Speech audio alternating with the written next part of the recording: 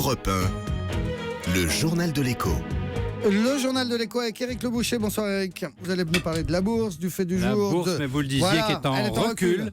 À moins 0,58%, 4311 points, Nicolas. Ambiance hésitante toute la journée, mais finalement, le vent pessimiste l'emporte. Le chiffre du jour. La France pourrait gagner 0,5 points de croissance tous les ans si elle diffusait plus largement les technologies numériques, selon un rapport de France Stratégie. On est très en retard. 63% des entreprises disposent d'un site web. Ce chiffre est de 75% dans la plupart des économies avancées. L'entreprise du jour, c'est Twitter. Le cours a perdu plus de 40% en 3 mois. Alors Jack Dorsey, l'un des fondateurs, et qui est revenu aux commandes, se livre à un grand ménage des équipes dirigeantes. 4 sur 9 de l'équipe exécutive ont déjà été remerciés. Viré chez Twitter. Donc Viré. Le fait du jour, Éric Le Boucher, c'est la remise du rapport Badinter. On en parlait tout à l'heure, rapport sur le code du travail, et il défend le modèle social français. Voilà, l'ultralibéralisme ne passera pas. Un rapport qui ressemble à Robert Badinter, homme de gauche, homme de droit. Il réaffirme le droit à la dignité au travail comme principe fondamental.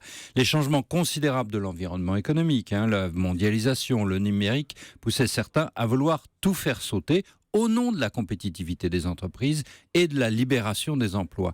Eh bien non, l'humanisme doit demeurer la valeur suprême. Nous sommes dans une démocratie. Avant d'être ouvert aux entreprises, le droit doit d'abord servir à défendre les gens, les travailleurs, les salariés.